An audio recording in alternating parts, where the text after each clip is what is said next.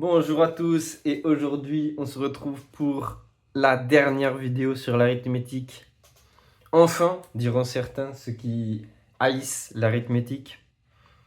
Euh, d'autres seront plutôt désolés. Et on se retrouve pour montrer la décomposition en facteurs premiers du PGCD et du PPCM qui apparaît juste ici. Donc s'il y a des mots qui vous paraissent, enfin des objets qui vous paraissent inconnus, obscurs, par exemple PGCD de plusieurs entiers, PPCM de plusieurs entiers, VP de A1, VP de AN, je vous conseille d'aller voir les précédentes vidéos de la série qui définissent le PGCD de plusieurs entiers, la vidéo sur la décomposition en facteurs premiers qui définit ce qu'est la p-valuation d'un nombre entier ou la valuation p-adique VP de A1. Et ensuite revenir sur cette vidéo pour obtenir cette magnifique décomposition. Alors juste avant, il y a un petit truc que j'ai oublié entre guillemets de faire à la vidéo précédente sur le PGCD et PPCM de plusieurs entiers. C'est cette propriété-là qui va nous être très utile pour démontrer ces deux égalités.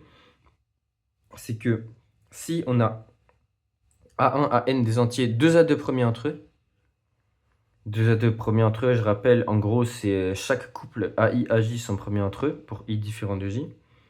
Alors, on a le PPCM de A1 à N qui est égal, en valeur absolue, au produit de A1 à N. Ce qui fait référence à la vidéo sur le PPCM, où si A et B sont premiers entre eux, on a PPCM de A et B qui est égal à A fois B en valeur absolue. Et ça, qu'est-ce que ça implique aussi? Ça implique que s'il existe C, un entier tel que C est multiple de tous les AI, c'est-à-dire C est multiple de A1, C est multiple de A2, C est multiple de AN, alors A1 fois AN divise C. Pourquoi? Parce qu'en vertu d'être le PPCM, s'il existe un entier tel que un entier est multiple de tous les entiers, alors cet entier est multiple du PPCM en tant que plus petit multiple commun. Ça, c'est la caractérisation du PPCM de plusieurs entiers qu'on a vu à la vidéo précédente, du coup.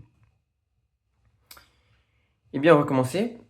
On note que d'ailleurs l'hypothèse 2 à 2 premiers entre eux est présente ici, une hypothèse plus forte que tous premiers entre eux.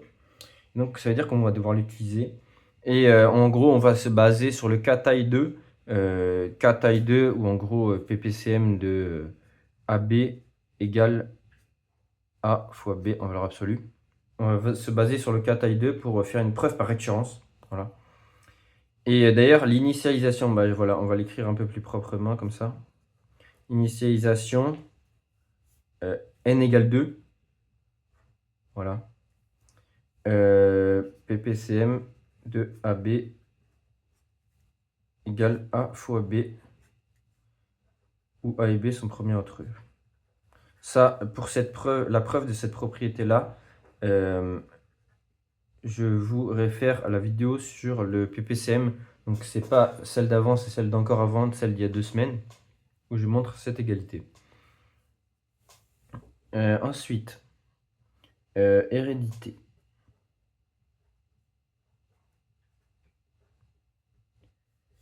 Donc, on va écrire l'hypothèse de récurrence.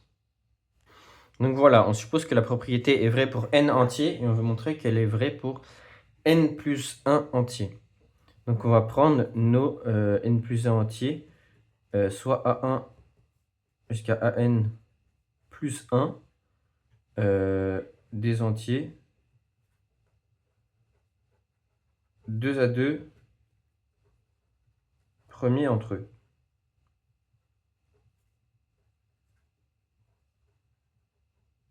Donc on veut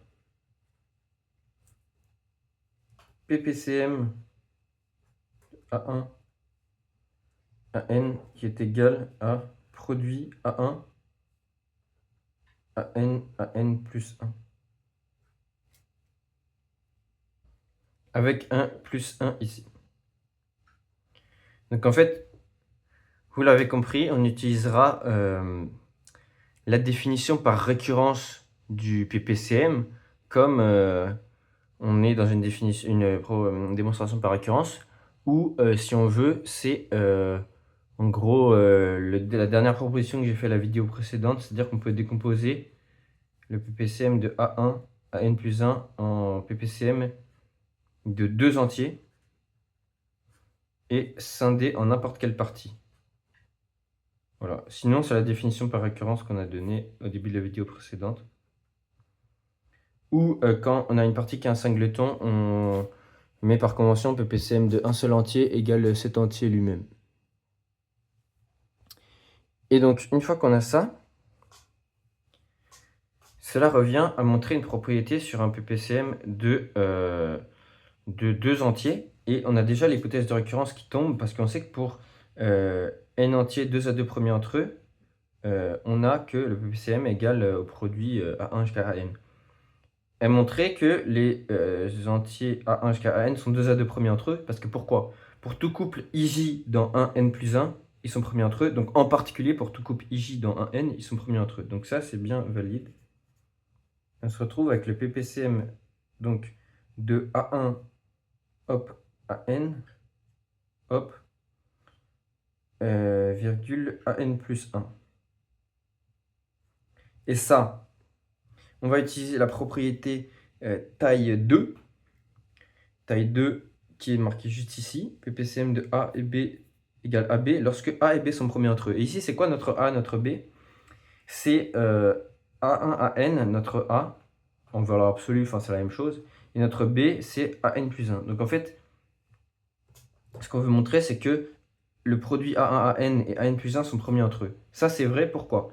Parce que pour tout couple I et J, AI et AJ sont premiers entre eux. Donc en particulier, on a AN plus 1 premier avec A1. Ok. On a N plus 1 qui est premier avec A2. Ok. Et en fait, on a la même chose, N plus 1, tac, tac, tac, premier avec AN. Donc il est premier aussi avec les valeurs absolues de A2, AN, voilà, ça c'est exactement la même chose quand on passe au négatif ou qu'on conserve le même signe. Et donc, en vertu de la propriété sur les premiers entre eux, si on est premier entre eux avec plusieurs entiers différents, on est premier entre eux avec leurs produits. Ça, c'est la vidéo sur les entiers premiers entre eux. On a montré ça. Donc, AN plus 1, premier avec le produit A1, AN. Et donc, on réutilise la propriété taille 2. A et B premiers entre eux, PPCM de AB égale en valeur absolue AB. Et donc, on tombe tout simplement sur A1 AN. Enfin, voilà, en gros, valeur absolue de A1 AN fois AN plus 1. Et du coup, on tombe bien sur A1, tac, tac, tac, jusqu'à AN plus 1. C'est parfait. Maintenant, on va pouvoir on va montrer notre proposition. Et donc, voilà, ça paraît un peu obscur. On a la PCD de A1 à N, qui est le produit de P appartenant dans les premiers à P à puissance minimum de VP de A1 jusqu'à VP de AN. Ok. Et là, on a pareil, produit de P appartenant à P, des max de VP de A1, VP de AN. Et là, vous allez me dire, oui, mais tu t'es trompé. Oui, mais c'est faux. C'est le plus grand diviseur commun, c'est le plus grand, donc il devrait y avoir un max là. Là, c'est le plus petit diviseur commun, donc il devrait y avoir un min là. Eh bien, ce n'est pas le cas. Regardez, par exemple, avec ces exemples, si on prend 4 et 6, leur PPCM, c'est 12. Et donc, on regarde la décomposition en facteur premier. On a 2 à la puissance 2, 2 à la puissance 1 fois 3. Et donc, on veut avoir un multiple de ces deux entiers. Donc, si on comprend bien, pour construire la décomposition facteur premier du PPCM, on veut qu'il y ait un 3 au minimum à la puissance 1. Voilà, on veut qu'il soit plus grand que 1. Ensuite, pour la puissance sur le 2, on veut qu'elle soit plus grande que 2, parce qu'on veut que ce soit multiple de 2 puissance 2. Du coup, qu'est-ce qu'on fait? On a tout ce qui est, par exemple, 2 puissance 3 fois 3 puissance 2, ça marche. 2 puissance 4 fois 3 puissance 6, ça marche. Mais nous, on veut le plus petit multiple commun. Donc, qu'est-ce qu'on prend?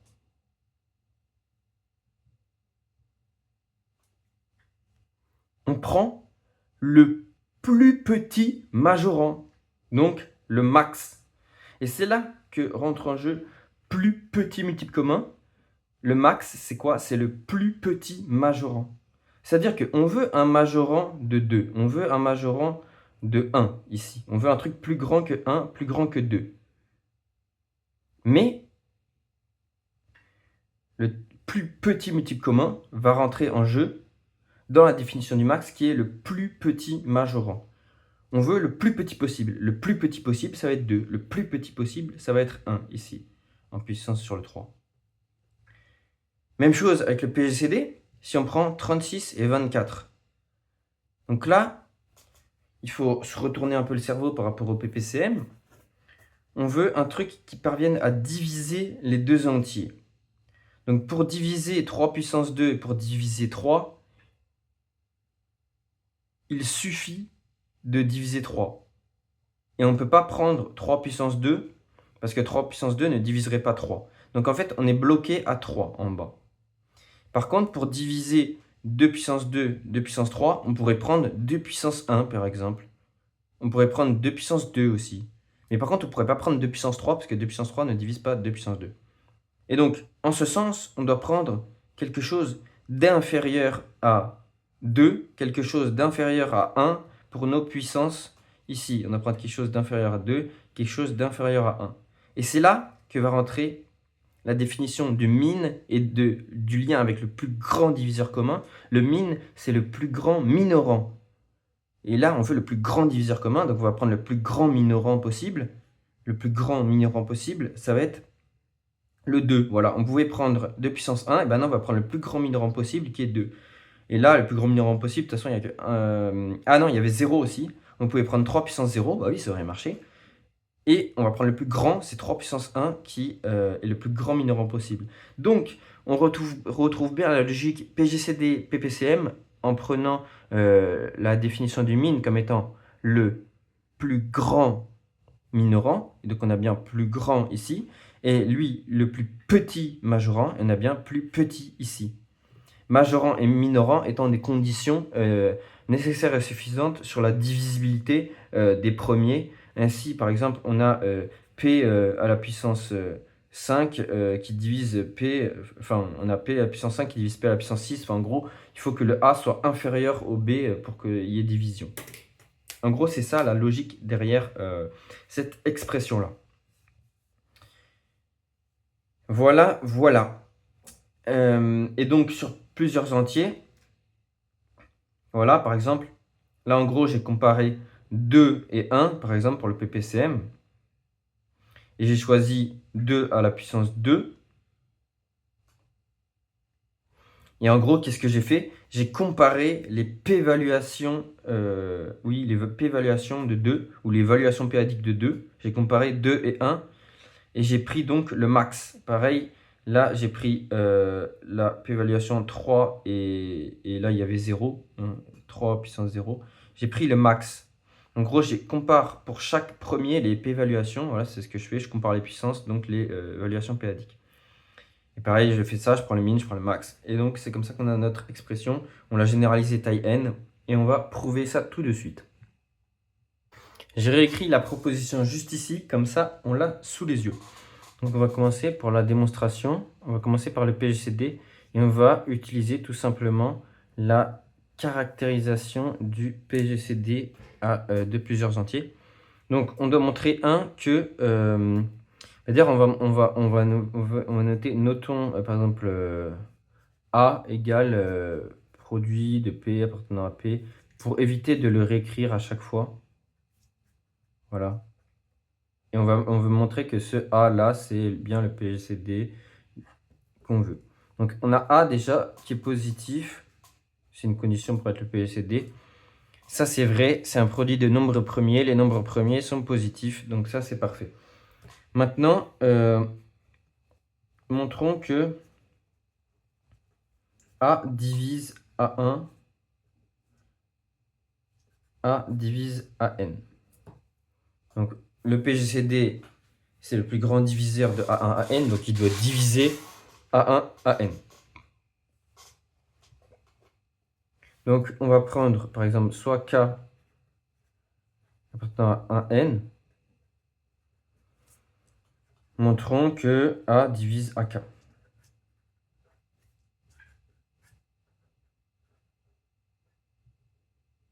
Alors là, il peut être intéressant de écrire la décomposition en facteur premier de AK.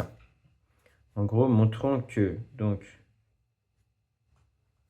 produit P appartenant à P, P min VP A1, VP à N, divise produit de P appartenant à P, P puissance VP de AK. Ça, c'est la décomposition en facteur premier de AK. C'est les produits des P, et les VP, c'est quoi? C'est les VP, c'est celles de AK, tout simplement. Et là, on se dit, c'est pas loin. Si on enlève le produit, en gros, on a fini, quoi. Parce que le minimum de VPA1, VPAN, il est inférieur à VPAK en tant que minorant.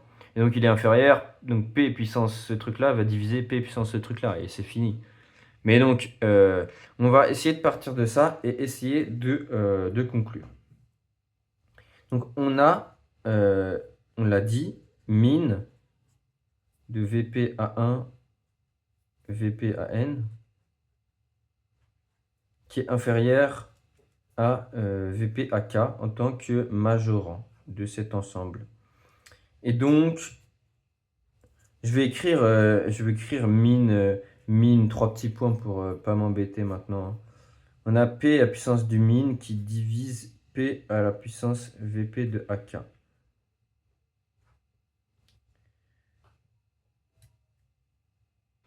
Bon, ça c'est assez simple, hein. En gros, P puissance VP de AK égale P à la puissance du min moins le min plus P, tout simplement. Enfin, en gros, plus ça, moins ça, c'est assez rapidement vu. Voilà, ça égale par exemple P à la puissance du min, voilà, fois P à la puissance VP AK moins le min. Donc on a trouvé l'entier tel que ça divise, sachant que ça, c'est supérieur ou égal à 0, donc c'est tout bon, parce que supérieur ou égal à 0, parce qu'on a cette inégalité-là. Donc on a bien que P puissance du min divise P puissance VP de AK. Donc, ah oui d'ailleurs, j'ai oublié, mais en gros, on prend un P parmi les premiers, hein. Voilà, j'ai oublié de le dire, on prend un P parmi les premiers. Donc, P à la puissance du min divise produit Q appartenant au premier des Q puissance VQ de AK. Alors, pourquoi ça? Ça, c'est tout simple. C'est si en gros, on a A qui divise B, et ben on a A qui divise B fois C, tout simplement. Parce que voilà, A divise B implique A divise B fois C. Je peux multiplier autant de fois le B que je veux. Si j'ai B égale KA, j'aurai toujours BC égale CKA. Du coup, j'aurai toujours le A qui divisera BC.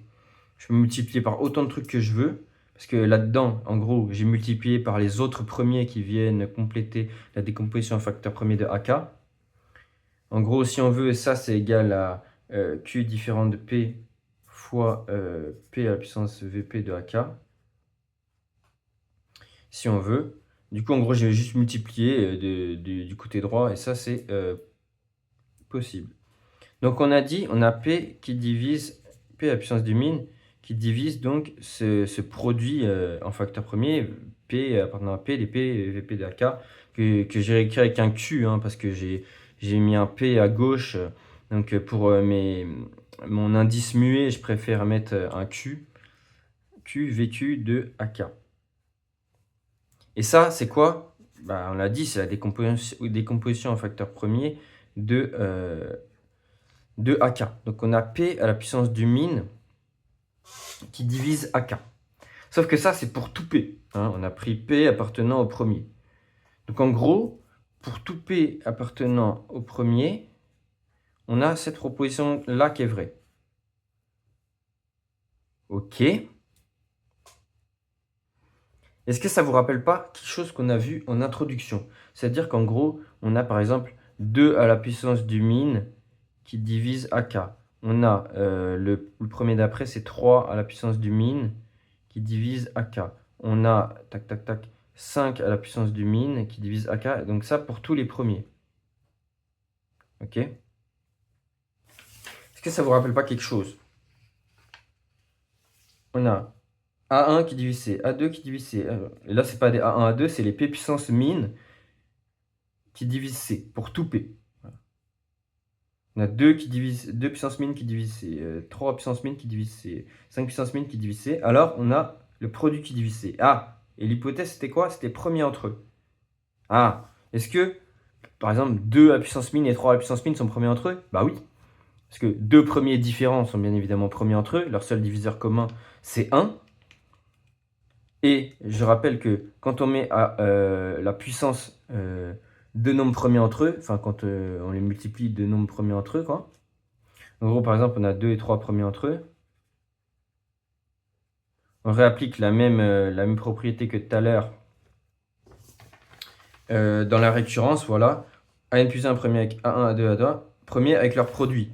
Bah, 2 premiers avec 3, avec 3, avec 3, avec 3. Donc 2 premiers avec 3 puissance le min. Et si on revient dans l'autre sens, on a 3 puissance le min. Premier avec 2, avec 2, avec 2, avec 2. Donc 2 puissance le min au final et premier avec 3 puissance le min. Et ça, pour tous les premiers, voilà. Pour tout premier différent, on a P puissance le min qui est premier avec l'autre, je sais pas, P1 puissance le min, premier avec P2 puissance le min. Donc en gros, tous ces puissances le min sont tous premiers entre eux et ils divisent tous AK et donc on peut exploiter la propriété. Et on a donc produit des P appartenant à P puissance le min qui divise AK. Et ça, c'était quoi? Produit P appartenant à des puissances le min, c'était notre A. Donc notre A, il divise bien AK. Ça, c'était un peu laborieux. On a dû utiliser plusieurs propriétés. Mais une fois qu'on a vu comment ça marchait pour un truc, on pourra bien s'en sortir. Maintenant, deuxième truc, plutôt troisième truc à montrer pour que ce soit le PCD, c'est soit c'est un entier relatif tel que il divise tout. C divise A1, C divise AN. Ça, c'est la caractérisation du PGCD. Montrons que C divise le plus grand diviseur commun, donc C divise A. Voilà. Et là, on a un C abstrait, on ne sait pas trop quoi faire. Eh bien, on va encore passer par la décomposition en facteur premier. Montrons que, du coup, la décomposition en facteur premier, c'est toujours la même chose. Produit des P, et VP du truc en question. Voilà, c'est aussi simple que ça. Divise produit appartenant à P des P puissance, on va le réécrire ici, min VP A1, hop, VP AN. Min en tant que le plus grand minorant. Et donc là, pareil, on a un produit qui divise un truc, et pardon, on ne sait pas trop comment s'y prendre, alors on va faire pareil, comme on a fait avant, on va le faire premier par premier. Donc on va prendre P appartenant à P. Voilà. Est-ce que P à la puissance VP de C divise P à la puissance du min? Vraie question. Il faudrait que on voudrait VP de C inférieur au min. Donc, pour tout K appartenant à un N, VP de C inférieur à VP de K en tant que minorant. Et là, on regarde l'hypothèse et on se dit, Ah, ça a l'air quand même de matcher, hein. Ça a l'air quand même de matcher. Genre, si on écrit la décomposition en facteur premier, on aurait P à la puissance P de P VP de C, voilà, qui divise produit de P appartenant à P de P VP de AK pour tout K dans un M. On a ça. Est-ce qu'on ne pourrait pas revenir en arrière? Parce que là, on est allé du truc, enfin, de chaque P, on en est arrivé à, au final, le produit. Voilà, le produit divise AK. Donc le produit divise le produit. On a réussi à montrer ça à la fin. Le produit divise le produit en partant de chaque premier divise chaque premier. Est-ce qu'on ne pourrait pas montrer la même chose dans l'autre sens? Si le produit divise le produit, alors chaque premier divise chaque premier. En plus, ça fait du sens, hein. Par exemple, 12 qui est un diviseur Non, plutôt 12 qui est un diviseur de 36 et 24. On regarde chaque premier ici divise chaque premier, quoi. 3 puissance 1 divise 3, 2 puissance 2 divise 2 puissance 2, 2 puissance 2 divise 2 puissance 3. Ouais, en fait, ça se joue premier par premier. Bien, on va montrer ce sens réciproque et en gros, on aura fini pour quasi toute la vidéo parce qu'après, ça va être exactement la même chose. Juste avec le PPCM, ça va être retourné. Au lieu d'être divisé par, ça va être multiple de. Et ça va être exactement la même chose. Par exemple, donc, on a dit, on a C qui divise AK pour tous les K.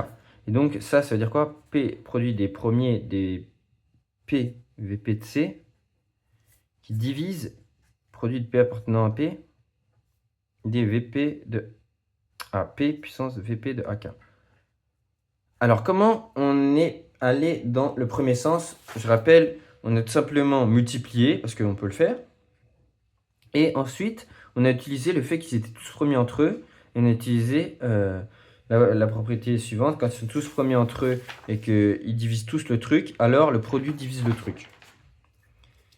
Pour revenir en arrière, il faut une sorte de théorème un peu inverse. Et ce théorème, c'est le lemme de Gauss. On l'a prouvé dans la vidéo sur les entiers premiers entre eux, justement. On l'a même généralisé à n entiers différents dans la vidéo aussi. Donc là, on va tout simplement déjà retourner à un cas particulier. Donc pour tout Q appartenant au premier, donc là, il faut déjà enlever le produit d'un des deux côtés. Alors, le côté où ça va être simple de l'enlever, bah, ça va être le côté gauche. Là où, quand on a deux premiers entre eux, il est facile de rajouter des produits du côté droit. Quand on a deux produits comme ça, il est facile d'enlever des produits du côté gauche. Voilà, on a Q à la puissance VQ de C qui divise le produit. Bah ça, c'est encore une fois tout simple à voir, hein.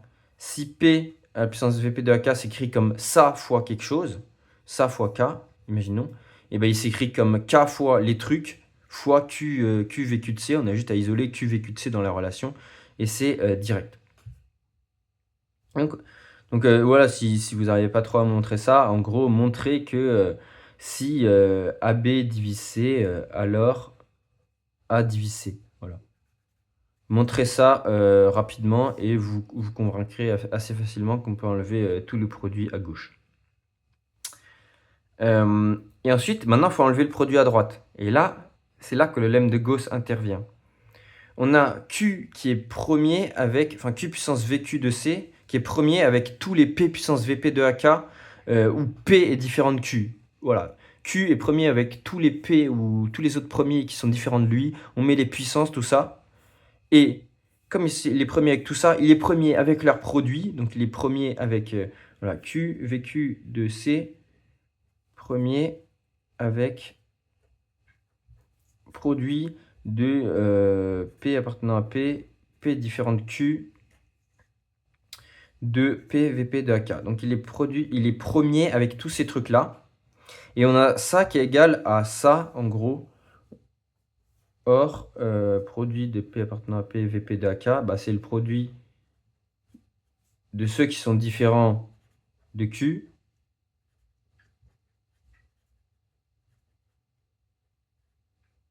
AK, fois Q VQ de AK. Voilà. Donc là, on a en gros Q VQ de C qui divise ce truc-là, ce produit-là, Donc, et avec premier entre eux avec ce truc-là. Donc, lemme de Gauss, il divise B fois C. Il est premier avec B, donc il divise C. J'ai même en fait refait la preuve de la généralisation du lemme de Gauss. Il y a juste à montrer qu'en fait, il était premier avec tous les P différents de Q. Voilà, il était premier avec lui. Alors, il est divisé le seul terme restant. J'avais déjà fait la généralisation, en fait, j'ai refait la preuve tout simplement. Donc, on a Q, VQ de C, qui divise Q, VQ de AK pour tout AK. Voilà, tout simplement. Donc, en gros, on a une division premier par premier, on a la division des produits, voilà. On a la division du produit, on retrouve la division premier par premier. Et donc là, on a à peu près achevé presque tout ce qu'il y avait à montrer sur cette vidéo. Donc, pour tout K appartenant à K, pour tout K pas appartenant à K à 1N, VQ de C inférieur à VQ de AK. Donc, VQ de C inférieur au min, il est un minorant, donc il est or le min c'est le plus grand minorant, donc il va être supérieur au VQ de C qui est un minorant. Donc, on a pour tout premier P puissance VQ de C qui divise P à la puissance du min. Hop, division premier par premier, hop. Maintenant, on s'embête plus, on met direct le produit, on n'a plus rien à faire. Hop, et on a P puissance le min. Et ça veut tout simplement dire quoi? Ça veut dire C divise notre A. Ce que vous voulez montrer. Et donc, on a bien réussi à montrer la caractérisation du PGCD. Et donc, on a bien notre candidat A qui est bien le PGCD de A1 à N. Maintenant, on va faire exactement la même chose avec le PGCD et ça va être un peu plus rapide puisqu'on aura tout montré. Posons B égale produit de P appartenant à P des P puissance max de VP A1 VP à N. Donc, on a B qui est positif en tant que produit de nombre premier positif. Ça, c'est parfait. Montrons que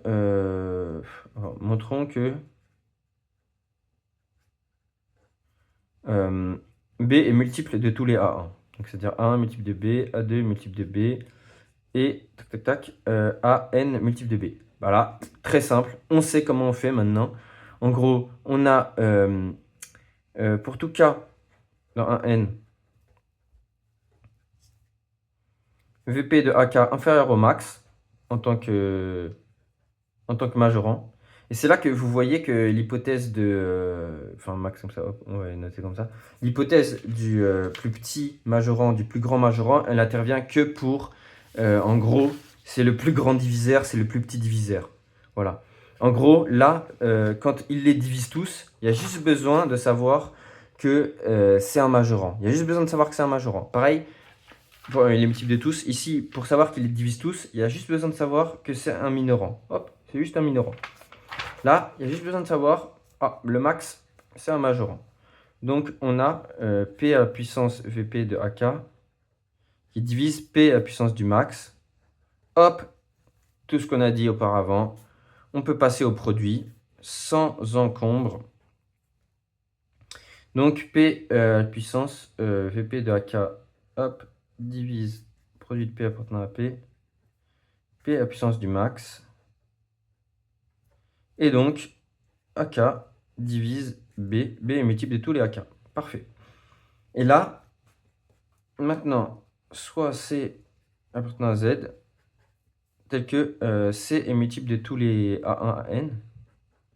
Et montrons que donc c'est le plus petit multiple commun. Donc c'est le plus petit multiple commun, oui. Donc que B divise C en tant que plus petit multiple commun. Et voilà, exactement pareil. Pour tout cas appartenant à 1N, on a ici, ça veut dire quoi? Ça veut dire produit de P appartenant à P des P puissance VP à K qui divise P à puissance P, P VP de C. Hop, tout ce qu'on a dit auparavant, produit divise produit, hop, sur les premiers, hop, on fait ça premier par premier. Donc pour tout P appartenant à P, hein, j'ai oublié aussi de le dire pour tout P appartenant à P. Là aussi, pour tout premier, vous avez assez vite compris. Et voilà, ça divise premier par premier. Donc, VP de AK inférieur à VP de C. Et là, on a donc VP de C qui est attention, un majorant. Et donc là, on utilise le fait que c'est le plus petit majorant, le max. Non, donc plus petit majorant, donc VP de C inférieur au max. Plus petit majorant, plus petit multiple commun. C'est là qu'on retrouve le plus petit. Et donc ça nous permet de dire PVP de C. J'ai écrit n'importe quoi. C'est le plus petit majorant, donc il est inférieur à VP de C en tant que plus petit majorant. Donc, je vais être obligé de prendre encore une nouvelle feuille. Voilà, j'ai réécrit ça proprement. On a pour tout K appartenant à N, VP de AK qui est inférieur ou égal à VP de C. Et on sait que le max, c'est le plus petit majorant. Donc, il est inférieur à tout majorant et VP de C est un majorant. Donc, c'est le plus petit majorant, c'est le plus petit multiple commun, comme j'ai dit. Et donc, pour tout premier, P à la puissance du max voilà, divise P à la puissance VP de C. Hop, on passe au produit, comme j'ai dit tout à l'heure. P puissance P le max divise produit de P puissance VP de C. Donc, ça on a dit c'était notre candidat B. On avait posé B égale produit du max, voilà exactement ici. Donc B divise C et c'était ce qu'on voulait montrer, la caractérisation du PCD, du PPCM plutôt. Et donc on a bien montré notre proposition du départ qui est où? Qui est là. Le PPCM c'est bien le produit P à puissance le max. Pourquoi? Plus petit comme un multiple, plus petit majorant. Et là, plus grand comme un diviseur, plus grand minorant. Voilà, merci à tous d'avoir regardé.